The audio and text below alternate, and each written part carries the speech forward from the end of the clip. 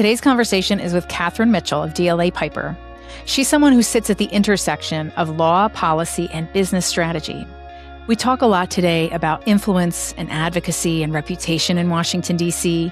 We also talk about her career and how she started on Capitol Hill with the CHIPS issue, moved it along to the Department of Commerce to watch it get implemented, and now she's in the private sector and really helping businesses navigate that course and making the U.S. more competitive in that business space. I can't wait for you to hear this conversation, so let's get into it. Katherine, thanks for joining me today. I really want to start at the beginning. How did you end up at DLA Piper? That is a great question. I am very happy to be here. I'm new to DLA Piper. I joined in January. I most recently came from the Department of Commerce. I was the chief of staff to the CHIPS R&D office. But before that, it was sort of this long line of really interesting opportunities that sat at this intersection of national security and emerging technologies that kind of led me through, a couple years in Congress, some time with the Department of Defense. And then when the CHIPS and Science Act of 2022 was passed and signed into law, I said, wow, this is the nexus of what I want to be working on.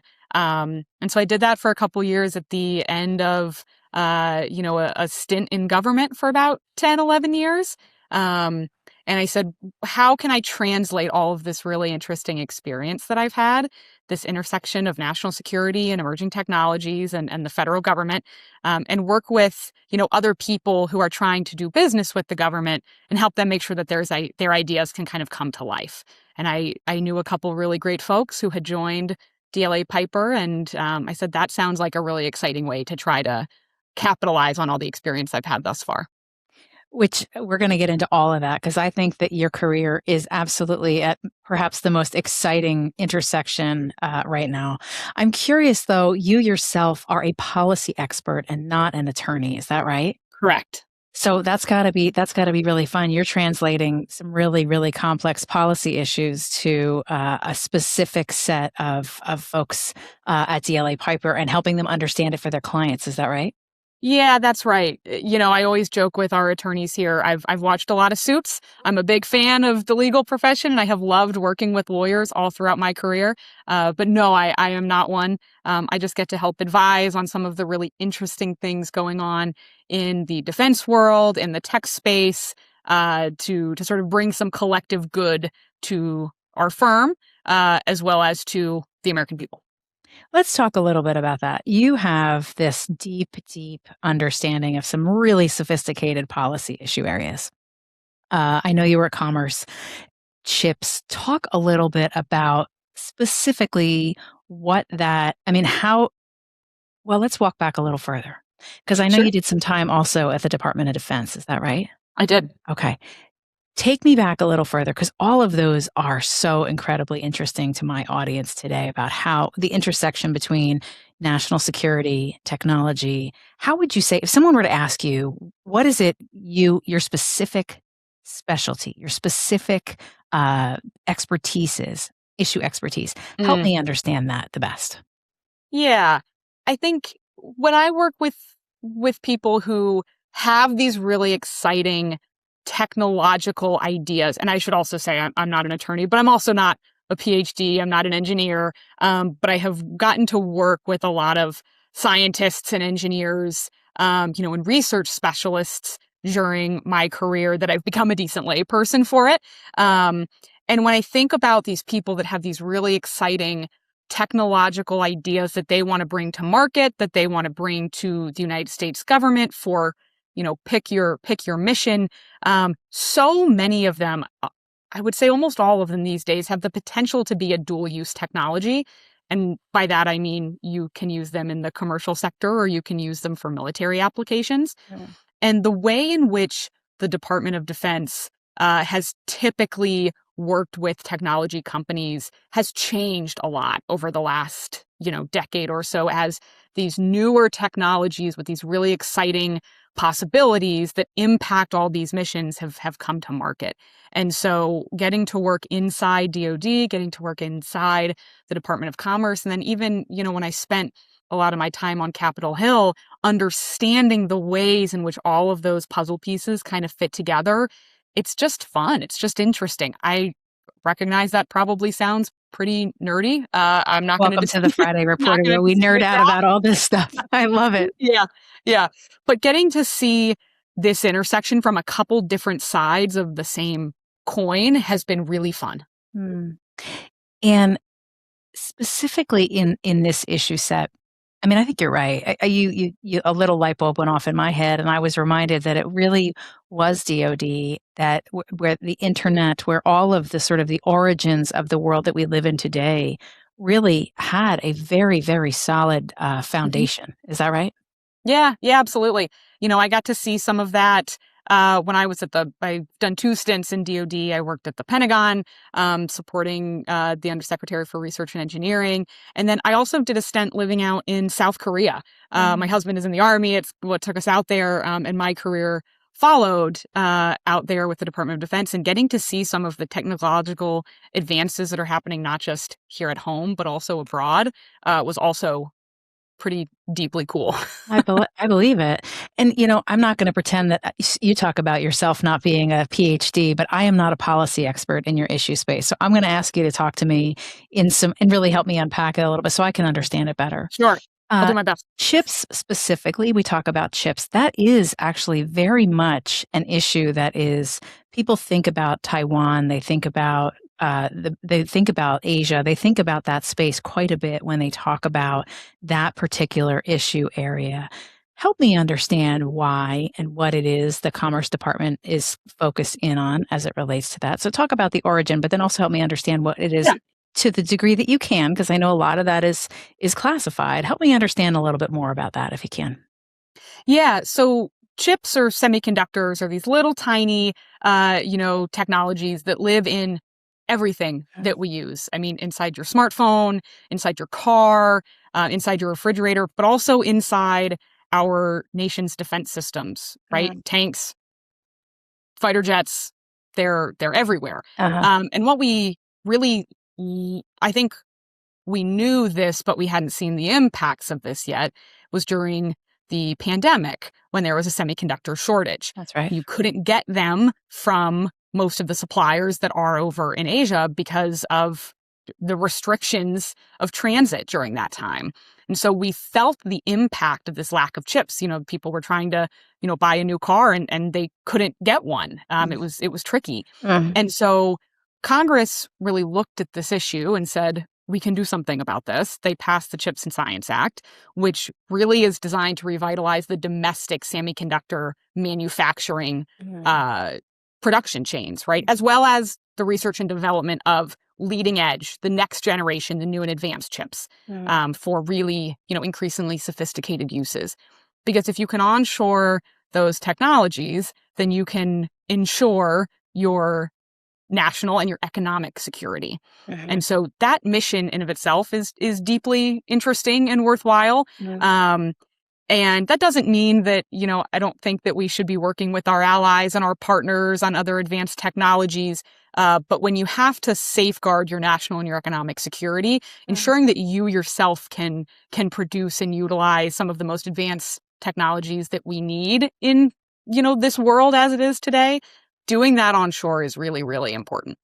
And it makes a ton of sense, right? And Yeah. I don't take away from the fact that we need to do more of that here, because there are going to be moments, whether it's a global pandemic or a variety of other factors that can come into play, that would handicap us in our own competitive Mhm. stance on the globe if we don't have those capabilities. Yeah, And that specific act, were you on the Hill when that was enacted? Was that part of your Capitol I Hill time? was. Okay. I was. Yeah, I was on the Hill. I was in my second stint on Capitol Hill, serving as a chief of staff, and got to see some of my members, pieces work their way into that legislation. And then it was great to go move over to commerce and get to implement it. That's that's cool that you get to I mean, because Yeah. that's the process. Okay, so here we go nerding out again, but I love it so much. When you're on the Hill and you're working on a piece of legislation, a lot of times once it's passed, you've sort of put that out into the world, and your hope is that the Mhm. policy side, where the regulatory infrastructure is put together, does it right. You were at a specific area, and now I was at the Commerce Department myself long before you were, so I know what NIST is. So I know about, and that's specifically where you were, if I'm not mistaken. You were Yes, in that space. They do some of the coolest work in the Commerce they Department, really do. They and really do. 2 years was not enough time at NIST.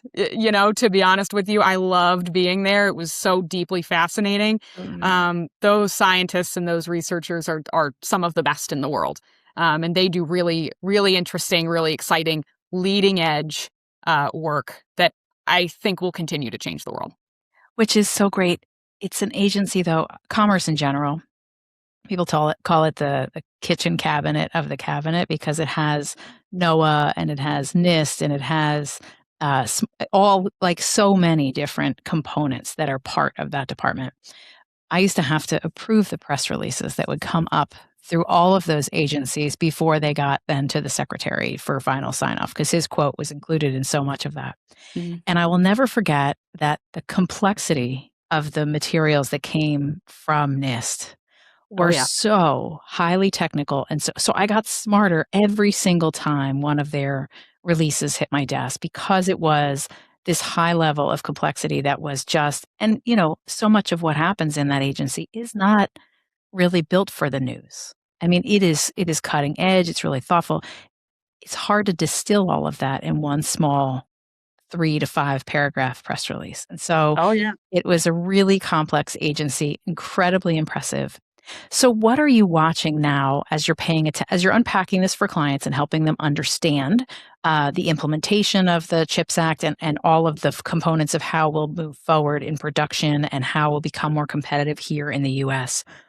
Talk to me a little bit about what you're watching. Like, what are the next things, the next moments that you'll know that we have succeeded in that process? Yeah, the how do you ensure or how do you know that you've succeeded in this process is a really good question. I think for that answer specifically, it will take it'll take a couple years, a decade or two to know if we've done it right. Right, by implementing in the way that the Chip and Science Act has been implemented. What I'm watching now to see if we're headed in that direction is a couple different things. One, what is Congress saying about the implementation of the program? The implementation of the Chips for America program, specifically the Department of Commerce, has changed a lot over the last 2 years. It was a bipartisan law that was signed into effect, and its implementation began under the Biden administration. It has carried on under the Trump administration. And those two administrations have decided to implement that program differently. And so I'm watching to see the way that Congress reacts to that, the way that, Congress asks its questions, presses commerce and this leadership to better understand the changes that have been made. And I'm also watching to see how the development of the program itself continues to evolve. Mhm. What other actions is this administration, taking that might have an impact on the CHIPS program or just really the semiconductor ecosystem, right? The other week, the White House released its AI framework. How does that tie into some of the mission of the CHIPS for America program? Those are the types of thought exercises that I love trying to do to see how these dots all continue to connect. Mhm. But do I think we'll know if the implementation of the program, in whatever form it continues to take, will be successful soon? No, I think it's going to take a decade or two to see if Sure. the technologies that we've made these really big bets on pan out and sort of change the semiconductor ecosystem. Couple of questions for the novice here. AI is moving really fast, like faster. Like I feel like if you asked me 3 months ago, I would have told you that I was using it as a search engine. And if you ask me today, I will tell you that I am building systems inside my own small business for this podcast and from some of the other things that I do in order to make myself more efficient. Does that apply in the building and the enacting and the process of getting that kind of activity happening here in the U.S.? Does that apply at all in the speed and the? You're saying 10 years, so that's kind of my question: is will it take 10 years, or because this is also a regulatory, it's a permitting, it's Yes. all of those other. So AI can't fix any of that AI can't timeline. fix the whole challenge we face, but it's inexplicably tied to the semiconductor ecosystem. Yeah, for There sure. are still a lot of real world negotiations and solutions and building of foundries and fabs that have to take place to realize the benefits of all of these technologies that, the CHIPS program is investing in. But AI can certainly help make that go faster. And the two of them are linked in the way that, data centers will continue to Right. evolve. That's right. So it doesn't solve the problem, but they're definitely tied together. And you talk about, I mean, you're in the problem-solving business now at DLA Piper. You are every single day, you're sitting in conversations that are helping you find solutions for clients, to be an expert in the issue space. Can you give me a flavor, without revealing, of course, the client and the work? What kinds of sessions are you working on? Are you helping folks with the permitting project? Like, talk a little bit about that, Katherine, because I don't know what that kind of meeting looks like for you. Yeah, there are a lot of, I think, folks in the semiconductor and the semiconductor adjacent, and the AI adjacent space that see this as a common problem, though the industries are a little bit different. AI powered chips are inherently going to improve data centers around the world, certainly around the country. With AI powered chips, you are going to have more efficient data centers. You're going to be able to control for a lot of the technical difficulties that you can have in any technology that you bring to bear. And so a lot of clients are trying to navigate that space, understand how they work with other partners in the industry, how they work with the government in order to make their solution compelling and bring it to bear to ultimately be a benefit to this country. So would you say that for the most part, you're in the preventative strategy department less than the crisis management department at this point? Yes. Okay, Yes, definitely. good. That's good. That's a good place to be. I mean, it Yeah. seems to me like, especially in Washington and the influence space, like helping people solve problems with good strategies is really a fun place to Yeah. be. You get to be a little creative, you get to be strategic, you get to work with a lot of really good, really smart people. So it's a great place to be. Would you say that the companies, and maybe the companies that you work with, but also the companies you've become familiar with in the time you were at NIST and even at the Pentagon, are companies more sophisticated today in the way that they come to the conversation about government relations and regulatory strategy? They seems like you're working with some of the smartest companies on the globe right now. So I'm Oh, yeah. curious. Yeah, they're either coming to the table more sophisticated in their understanding of how they can work with the government, or they are newer to this space, but they absolutely understand the opportunity in front of them to try to work with the government, right? So if they're not already sophisticated in the way they approach working with local, state, federal governments, they're really open to doing so.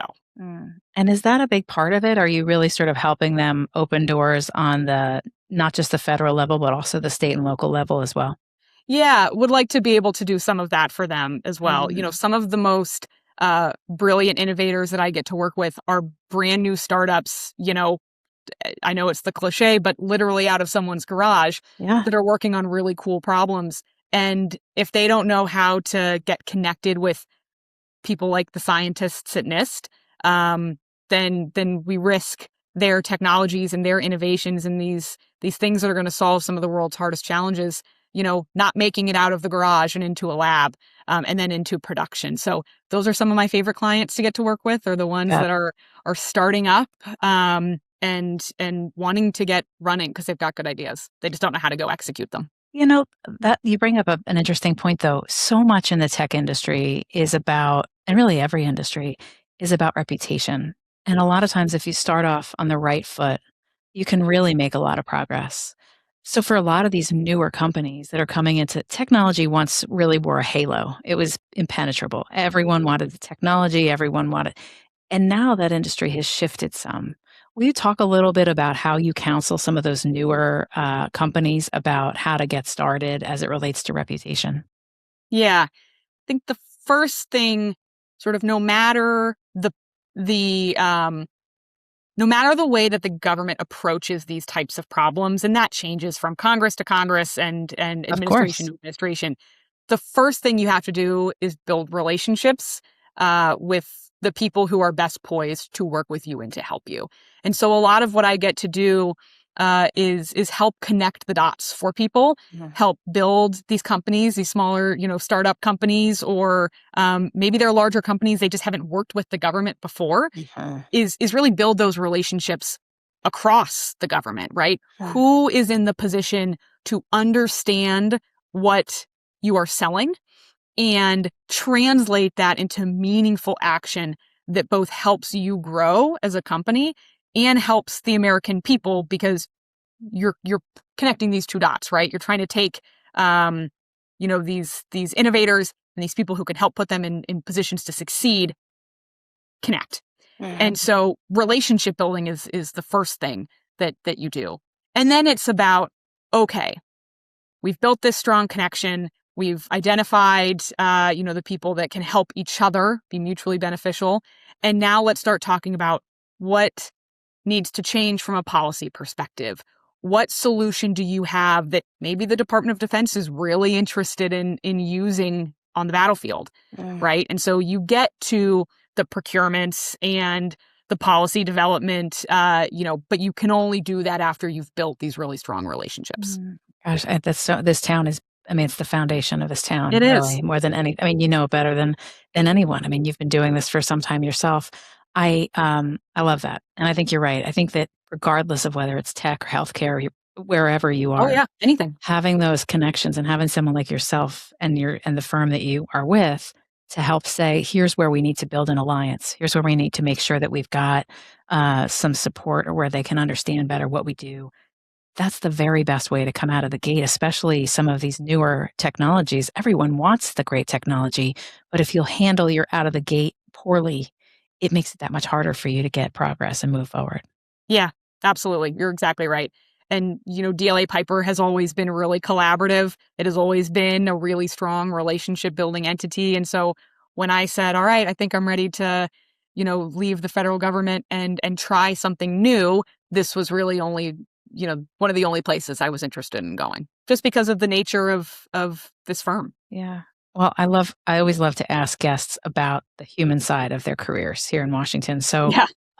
that's certainly where I'm headed next with this conversation. I'm curious if there is a piece of career advice that you were given that was of particular value to you in your own pathway.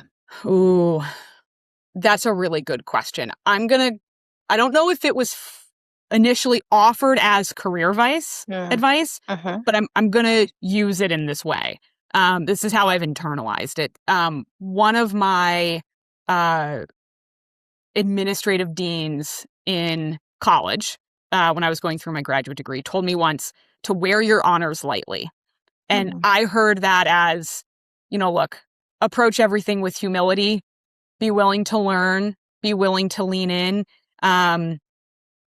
If you always endeavor to be the smartest person in the room, you'll never learn anything new. And so wear your honors lightly, work with those around you. And then you can be certain that the voice you bring to the table will be stronger. So she, I think, shared that with us in the context of quite literally the honors program that I was in at school. But it is deeply applicable to the rest of my life and especially my career. I think that that's fantastic advice. Is there a moment in your career that stands out as one where you took a risk and it paid off? Moving to CHIPS was a risk and it paid off. When I left CHIPS, I was on Capitol Hill. I had just served as a chief of staff to help retire a member of Congress who I had interned for, I had worked for a long time, former Congressman Jim Langevin. He was really a mentor to me. He still is. And I had then just had the honor to stand up my hometown member of Congress, who was still serving. And those were two really special, Hill experiences as a chief of staff. And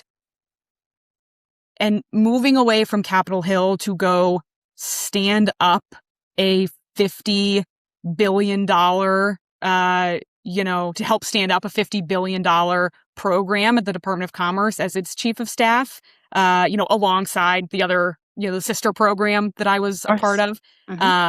that was a pretty big risk. You were building it from scratch. And it was an honor to do that. And it was hard and it was exciting. But I am really glad that I got to do that. And I think it put me in a really good position to help, people who want to engage in the process. Mm-hmm.